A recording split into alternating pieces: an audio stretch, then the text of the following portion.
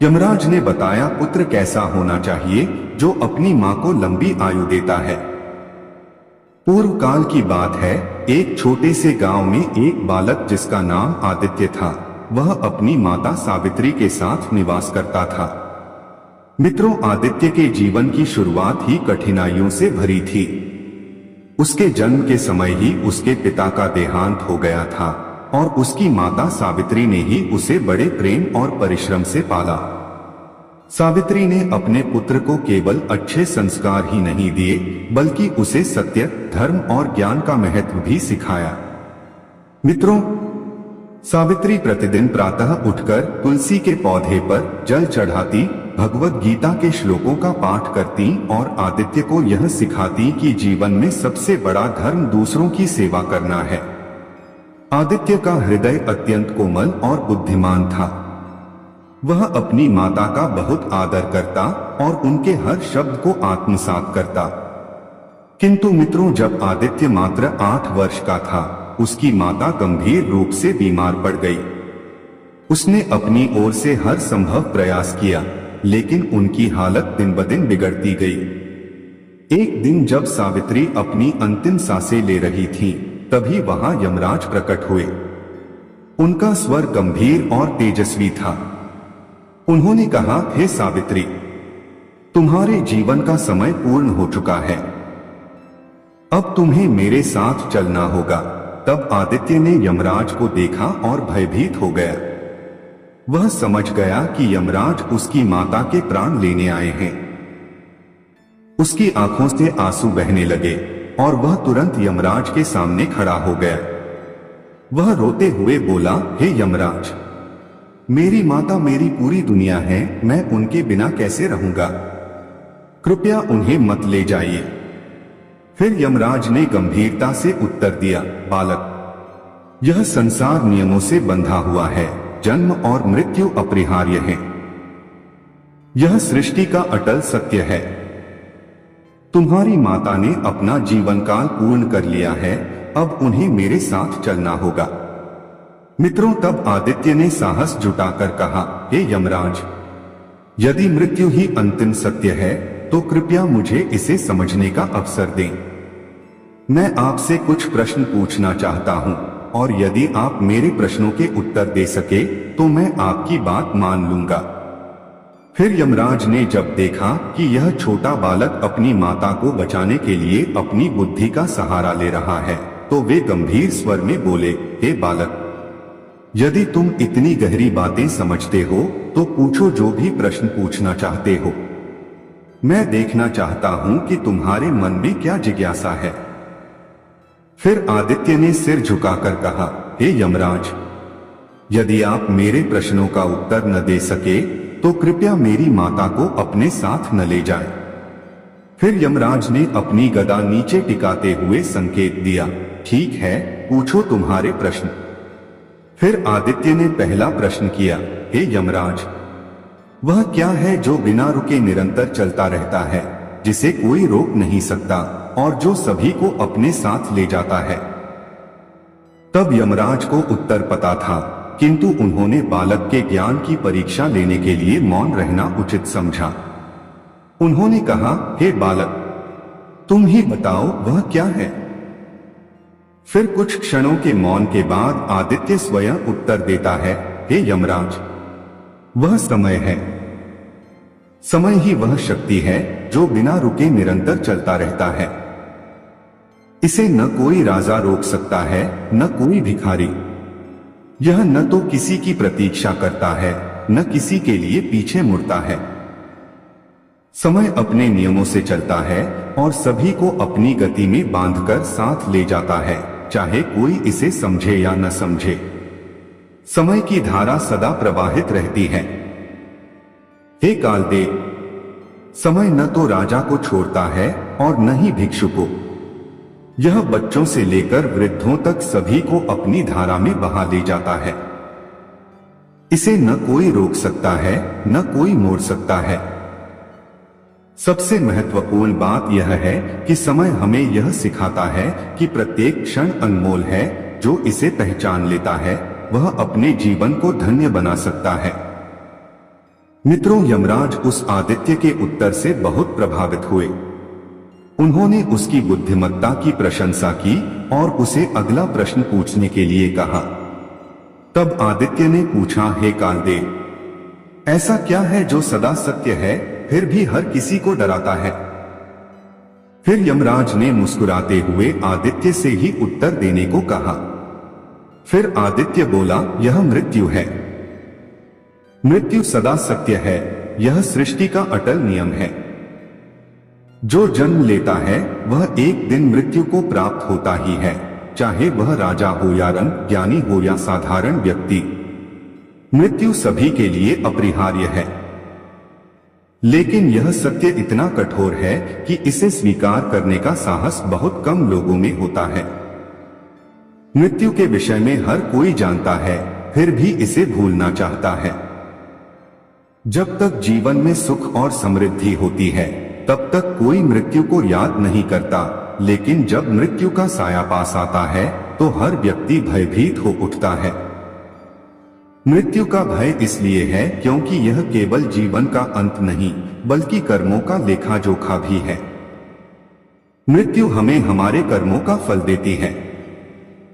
जो सत्य और धर्म का पालन करते हैं वे मृत्यु से नहीं डरते, लेकिन जो अपने कर्मों से पथभ्रष्ट होते हैं वे इससे घबराते हैं। मृत्यु अटल है क्योंकि यह जीवन का सबसे बड़ा सत्य है, परंतु इसे समझने और स्वीकार करने के लिए आत्मा का विकास और सत्य का बोध आवश्यक है। मृत्यु केवल एक अंत नहीं बल्कि एक नई शुरुआत है जो आत्मा को उसके अगले कर्मों की यात्रा पर ले जाती है। मित्रों, फिर यमराज ने गहनता से विचार किया और उन्हें उस आदित्य की बुद्धिमत्ता पर गर्व हुआ। उन्होंने कहा, बालक, तुम्हारे विचार अत्यंत गहन और सत्य हैं। अब अगला प्रश्न पूछो। तब आदित्य ने पूछा, हे यमराज, एक ऐसा रिश्ता बताइए जो जन्म से शुरू होता है परंतु मृत्यु के बाद भी समाप्त नहीं होता। फिर यमराज ने फिर से बालक को उत्तर देने को कहा। फिर आदित्य बोला, यह माता और संतान का रिश्ता है। माता का प्रेम संतान के जीवन की नींव है। यह केवल जन्म और मृत्यु तक सीमित नहीं है बल्कि आत्मा से जुड़ा होता है। फिर यमराज बालक की बातों पर गंभीरता से विचार करने लगे और उन्होंने उसे अगली पहेली पूछने के लिए कहा। फिर आदित्य ने पूछा, हे यमराज, ऐसा क्या है जो दिखाई नहीं देता परंतु हर कोई इसे अनुभव करता है और इसके बिना कोई जीवित नहीं रह सकता? तब यमराज ने गंभीरता से बालक की ओर देखा और कहा, बताओ आदित्य, तुम्हारी इस पहेली का उत्तर क्या है? फिर आदित्य बोला, यह प्रेम है। प्रेम वह शक्ति है जो दिखाई नहीं देती परंतु हर कोई इसे अनुभव करता है। यह वह अदृश्य ऊर्जा है जो इस सृष्टि को जीवित रखती है। प्रेम को न देखा जा सकता है, न छुआ जा सकता है, लेकिन यह हर जीव के जीवन का आधार है। माता का अपने संतान के प्रति प्रेम इसका सबसे बड़ा उदाहरण है। मेरी माता ने मुझे जन्म दिया, लेकिन यह प्रेम ही था जिसने उन्हें मुझे पालने और संस्कार देने की शक्ति दी। उनकी आंखों में, उनके स्पर्श में, उनके शब्दों में मैं प्रेम को महसूस करता हूं। यदि इस संसार से प्रेम हटा दिया जाए तो कुछ भी शेष नहीं रहेगा। प्रेम ही वह तत्व है जो हमें जोड़ता है और जीवन का वास्तविक अर्थ दिखाता है। फिर यमराज ने मौन रहकर आदित्य के उत्तर को स्वीकार किया, जिससे उनके भीतर आदित्य के ज्ञान और उसकी माता के प्रति प्रेम के लिए आदर और भी गहरा हो गया। मित्रों, फिर आदित्य ने अगला प्रश्न पूछा, हे यमराज, ऐसी कौन सी चीज है जो एक बार टूट जाए तो दोबारा पहले जैसी नहीं होती? तब यमराज ने गंभीरता से आदित्य की ओर देखा और कहा, बताओ आदित्य, वह क्या है? फिर आदित्य बोला, यह विश्वास है। यदि विश्वास टूट जाए तो उसे दोबारा पाना अत्यंत कठिन होता है। माता और संतान के रिश्ते में विश्वास सबसे अहम होता है। माता अपने संतान पर यह विश्वास करती है कि वह उसकी दी हुई शिक्षाओं का पालन करेगा, उसके प्रेम और त्याग का सम्मान करेगा। इसी प्रकार संतान अपनी माता पर यह विश्वास करता है कि वह उसके हर सुख दुख में साथ देगी। विश्वास केवल रिश्तों तक सीमित नहीं है, यह जीवन का आधार है। यदि मनुष्य अपने ईश्वर, अपने धर्म या स्वयं पर से विश्वास खो दे तो उसका जीवन अंधकारमय हो जाता है। विश्वास ही वह शक्ति है जो हमें हर कठिनाई से लड़ने का साहस देती है। मित्रों, फिर आदित्य का ज्ञान देखकर यमराज प्रसन्न हुए और उन्होंने मौन रहकर आदित्य के उत्तर को स्वीकार किया। मित्रों, फिर आदित्य ने अगला प्रश्न पूछा, ऐसी कौन सी चीज है जो स्वयं मिट जाती है परंतु दूसरों के जीवन को रोशन करती है? तब यमराज ने आश्चर्य से आदित्य की ओर देखा और कहा, बताओ बालक, वह क्या है? फिर आदित्य बोला, यह माता है। माता अपने सुख और इच्छाओं का त्याग करती है ताकि उसका संतान अच्छा जीवन जी सके। फिर आदित्य ने अगला प्रश्न पूछा, ऐसी कौन सी चीज है जो हर किसी के पास होती है फिर भी हर किसी की अलग होती है? तब इस प्रश्न से यमराज गंभीर हो गए और उन्होंने जिज्ञासा से आदित्य की ओर देखा और उससे उत्तर जानने के लिए उत्सुक हो गए। आदित्य बोला, यह कर्म है। हर व्यक्ति अपने कर्मों का निर्माण स्वयं करता है और यही उसकी पहचान बनता है। कर्म वह चीज है जो हर जीवित प्राणी के पास है, चाहे वह एक राजा हो या भिक्षुक, ज्ञानी हो या मूर्ख। सभी अपने कर्मों का निर्माण स्वयं करते हैं, लेकिन हर व्यक्ति के कर्म अलग होते हैं क्योंकि हर कोई अपनी सोच, अपने उद्देश्य और अपनी परिस्थितियों के अनुसार कर्म करता है। यही कारण है कि कोई भी दो व्यक्तियों के कर्म समान नहीं हो सकते। कर्म ही वह चीज है जो हमारी पहचान बनाता है। मनुष्य को उसके कर्मों से ही याद किया जाता है। यदि उसके कर्म अच्छे हो तो वह पूजनीय बनता है और यदि उसके कर्म बुरे हो तो वह तिरस्कार का पात्र बनता है। यही कारण है कि कर्म केवल हमारे वर्तमान को नहीं बल्कि हमारे भविष्य को भी निर्धारित करते हैं। हे यमराज, यह संसार कर्मों से चलता है। जो जैसा कर्म करता है वैसा ही फल पाता है। यही सृष्टि का नियम है। कर्म हर किसी के पास होते हुए भी हर किसी के लिए अलग होते हैं। यह हमारे जीवन का सार है। मित्रों, बालक का यह उत्तर सुनकर यमराज उस पर प्रसन्न हो गए और वे मौन होकर बालक के उत्तर को स्वीकार करते रहे और अगली पहेली सुनने के लिए प्रतीक्षा करने लगे। फिर बालक ने अगला प्रश्न पूछा, हे यमराज, ऐसा कौन सा रिश्ता है जो जन्म के साथ बनता है परंतु उसे निभाने के लिए ज्ञान और धैर्य चाहिए? यमराज ने बालक के मुख पर दृष्टि डाली और उत्तर सुनने के लिए उत्सुक हो गए। बालक ने उत्तर देते हुए कहा, हे धर्मराज, यह माता और पुत्र का रिश्ता है। यह रिश्ता सहज तो है परंतु इसे निभाने के लिए माता का त्याग और पुत्र का सम्मान जरूरी है। फिर बालक ने और एक प्रश्न पूछा, ऐसी कौन सी चीज है जो खोने पर रोने को मजबूर कर देती है लेकिन पाने पर हम उसे महत्व नहीं देते? मित्रों, बालक ने उत्तर देते हुए कहा, हे यमराज, यह समय और माता का साथ है। जब माता पास होती है तो हम उसकी कदर नहीं करते, लेकिन जब वह चली जाती है तो हमें उसका महत्व समझ आता है। इसके बाद बालक ने और एक सवाल पूछा, हे धर्मराज, ऐसा कौन सा सत्य है जिसे कोई बदल नहीं सकता फिर भी हर कोई उसे स्वीकार करने में कठिनाई करता है? यमराज इसका उत्तर जानते थे, लेकिन उन्होंने कौतूहल से बालक की ओर देखा और उत्तर सुनने की इच्छा जताई। बालक ने उत्तर दिया, हे यमराज, यह जन्म और मृत्यु का चक्र है। हर कोई जानता है कि जो जन्मा है उसे एक दिन मरना है, लेकिन इसे स्वीकार करने में हर किसी को कठिनाई होती है। यमराज बालक की बुद्धि और उसकी माता के प्रति अटूट प्रेम देखकर स्तब्ध थे। उन्होंने कहा, बालक, तुमने जीवन के ऐसे गूढ़ रहस्यों को समझ लिया है जिन्हें समझने में बड़े बड़े ऋषिमुनि भी समय लगाते हैं। हे बालक, तुम अत्यंत ज्ञानवान हो।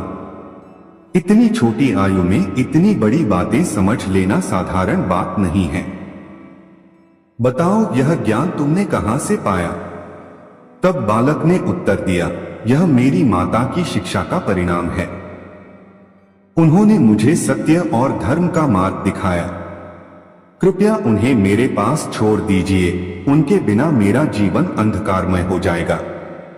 फिर यमराज ने अपनी गदा टेकते हुए कहा, बालक, मैं तुम्हारी माता के प्राण तो लौटा नहीं सकता, किंतु तुम्हारी ज्ञान की परीक्षा ने मुझे प्रभावित किया है। इसीलिए मैं तुम्हें एक वरदान देने को तैयार हूं, परंतु याद रखना, यह वरदान धर्म और सत्य के मार्ग से हटकर नहीं होना चाहिए। फिर बालक ने सिर झुकाकर कहा, हे यमराज, मैं आपसे कोई बड़ा वरदान नहीं मांगता। मुझे यह वरदान दीजिए कि मेरी पूछी गई आखिरी पहेली का उत्तर सत्य हो जाए। फिर यमराज ने कुछ क्षण विचार किया। उन्हें लगा कि बालक का यह वरदान हानि नहीं करेगा, और उन्होंने कहा, तथास्तु। मैं तुम्हें यह वरदान देता हूं कि तुम्हारी अंतिम पहेली का उत्तर सत्य होगा। अब अपना अंतिम प्रश्न पूछो। फिर बालक ने अपनी माता की ओर देखा, फिर यमराज की ओर देखकर कहा, हे यमराज, मेरी अंतिम पहेली यह है, क्या ऐसी कोई शक्ति है जो मृत्यु को भी हरा सकती है?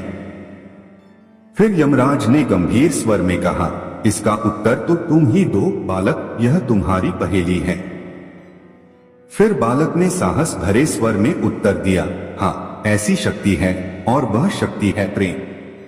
माता का पुत्र के प्रति प्रेम और पुत्र का माता के प्रति प्रेम ऐसा अटूट बंधन है जो मृत्यु को भी पीछे हटने पर मजबूर कर सकता है। फिर यमराज यह सुनकर चौंक गए। उन्होंने बालक के शब्दों पर विचार किया और बोले, बालक, तुम्हारा उत्तर पूर्ण है। प्रेम को मृत्यु पर विजय कैसे प्राप्त हो सकती है? मृत्यु तो सत्य है, अटल है। फिर बालक ने अपनी बात स्पष्ट करते हुए कहा, हे यमराज, प्रेम की शक्ति ऐसी है कि वह किसी को भी बदल सकती है। यदि प्रेम सच्चा हो तो वह असंभव को संभव बना सकता है। मेरा अपनी माता के प्रति प्रेम और उनकी मेरे प्रति ममता मृत्यु के सत्य को भी झुका सकती है। आपने मुझे वरदान दिया है कि मेरी अंतिम पहेली का उत्तर सत्य होगा। अब मेरा यह उत्तर सत्य बनाइए। यमराज यह सुनकर गहरी उलझन में पड़ गए। उन्होंने सोचा, मैंने बालक को वरदान दे दिया है और अब मुझे उसका उत्तर सत्य करना होगा। यदि मैं उसकी माता को वापस नहीं करता तो यह मेरे वचन का उल्लंघन होता।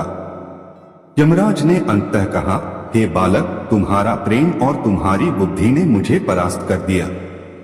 मैं धर्म का पालन करता हूं और अपने वचन से पीछे नहीं हट सकता।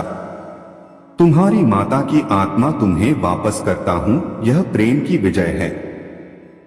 यमराज ने अपने शक्तिशाली त्रिशूल से एक ज्योति उत्पन्न की और सावित्री की आत्मा को उसके शरीर में वापस प्रवेश करवा दिया।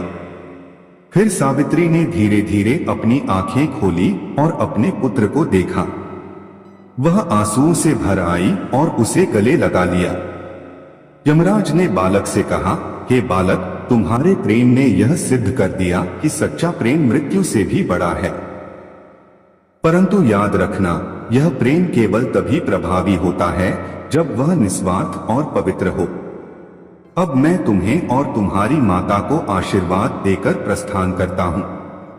फिर आदित्य ने यमराज से प्रार्थना की, हे देव, मेरे पिता ने जो भी पाप किए हैं उनके लिए मैं क्षमा मांगता हूं। मैं उनके पितृ ऋण को चुकाना चाहता हूं, कृपया उन्हें भी मुक्ति प्रदान करें।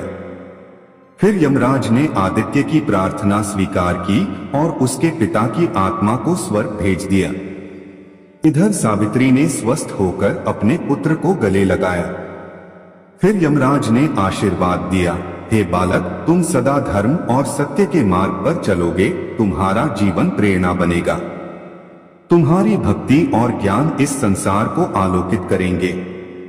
इस प्रकार आदित्य ने अपने माता पिता दोनों को प्राप्त किया और उनका जीवन एक प्रेरणादायक उदाहरण बन गया।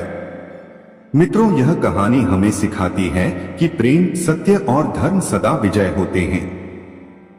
जीवन और मृत्यु तो सृष्टि के नियम हैं, लेकिन सही कर्म और ज्ञान से हम अपने जीवन को अर्थपूर्ण बना सकते हैं। तो मित्रों, ये थी आज की कथा। मैं उम्मीद करता हूं कि आपको यह कथा पसंद आई होगी, और यदि आप लोग इस चैनल को सब्सक्राइब करें और वीडियो को लाइक एवं शेयर जरूर करें। जय श्री कृष्ण।